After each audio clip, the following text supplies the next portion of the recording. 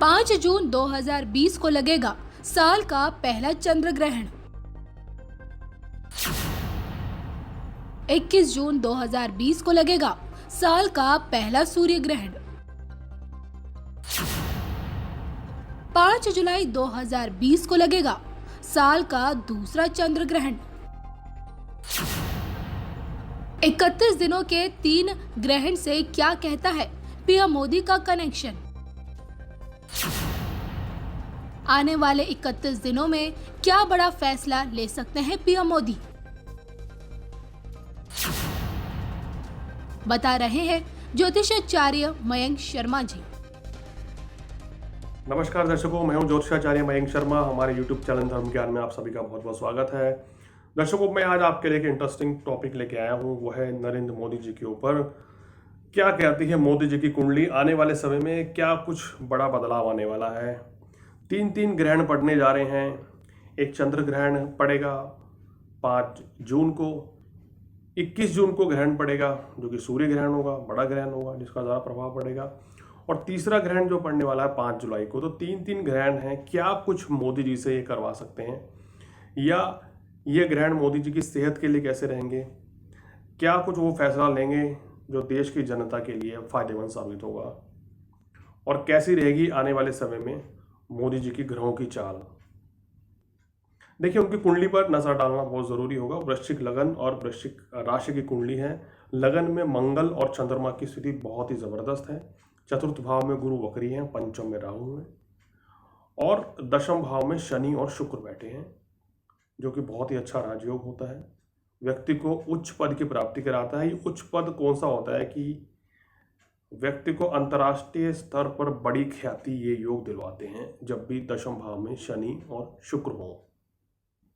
बहुत अच्छा योग रहता है। 11वें भाव में सूर्य, बुध और केतु की युति बनी हुई नजर आ रही है।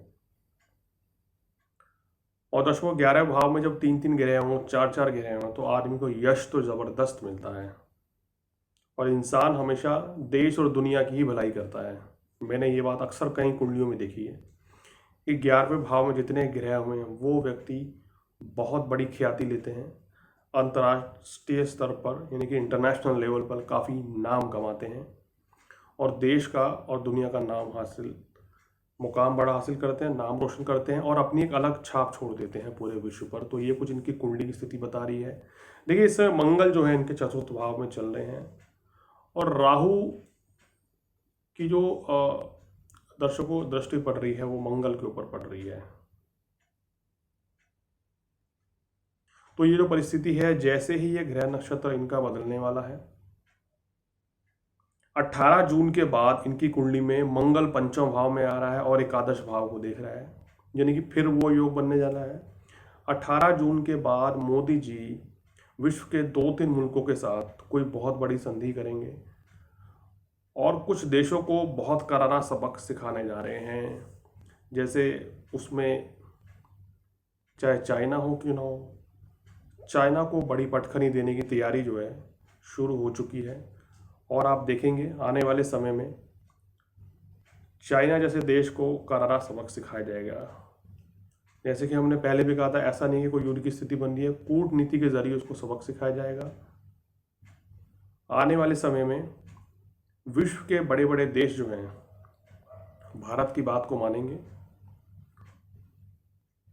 और देश की हमारी जो छवि है बहुत ही शानदार रहने वाली है।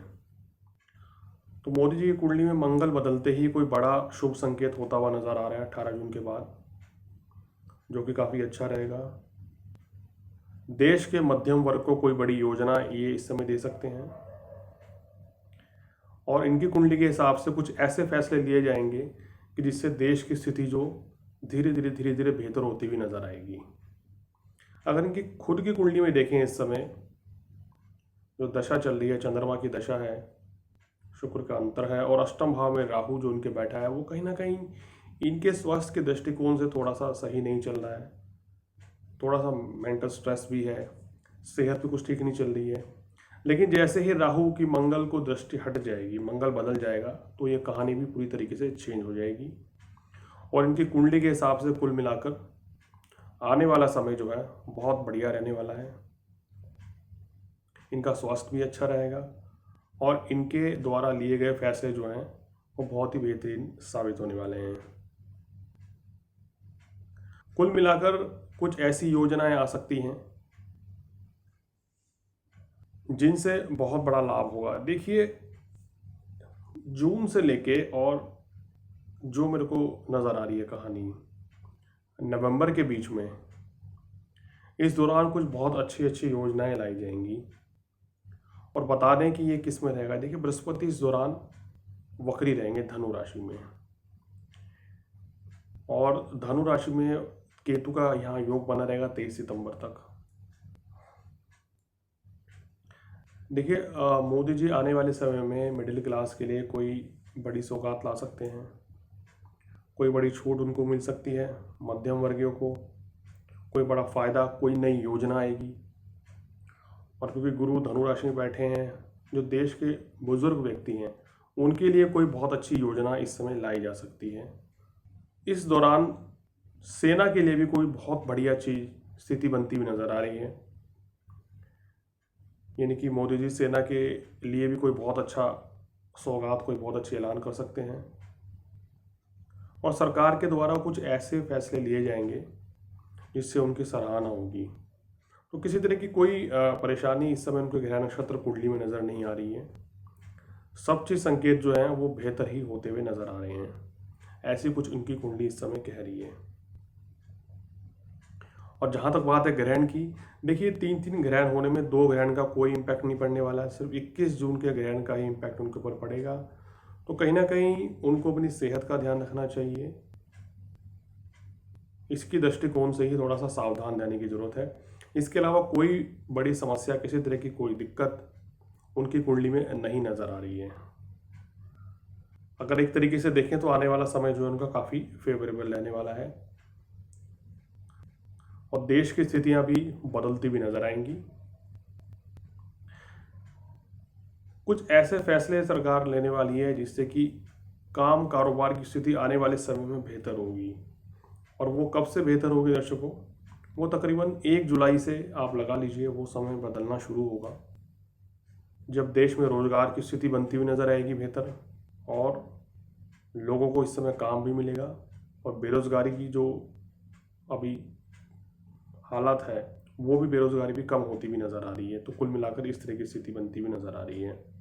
तो मोदी जी की कूटनीतियाँ कुछ ऐसी रहेंगी कि जो पड़ोसी देश हमें आजकल परेशान कर रहे हैं वो बिल्कुल शांत हो जाएंगे और किसी तरह की कोई हरकत नहीं कर पाएंगे, किसी तरह कोई नुकसान पहुंचाने में कामयाब नहीं रह पाएंगे। कुछ इस तरह की स्थिति बनती हुई नज़र आ रही है। तो दर्शकों, मोदी जी की कुंडली के हिसाब से कुल मिलाकर जो है एक आने वाले समय में बेहतरीन समय रहेगा।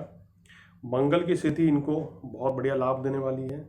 6 ग्रह जो वक्री होंगे 21 जून को, वो भी उनके लिए काफ़ी फेवरेबल रहने वाले हैं। और 21 जून का जो ग्रहण है अगर हर लिहाज से इनके लिए बेहतर रहेगा, लेकिन इनको अपनी सेहत का ध्यान रखना चाहिए। सेहत के दृष्टिकोण से ये समय थोड़ा सा इनके लिए ठीक नहीं रहेगा। तो दर्शकों, आज हमने आपको बताया कि मोदी जी की कुंडली में आने वाले समय में ग्रह स्थिति क्या कह रही है और देश दुनिया पर उसका क्या असर पड़ने वाला है और क्या कुछ मोदी जी से ग्रह चाल करवाने वाले हैं। तो दर्शकों, अगर आप भी कुछ अपने बारे में जानना चाहते हैं तो हमसे संपर्क कर सकते हैं। नीचे दिए गए नंबर पर आप हमारे से कांटेक्ट कर सकते हैं और अपॉइंटमेंट लेकर बात कर सकते हैं।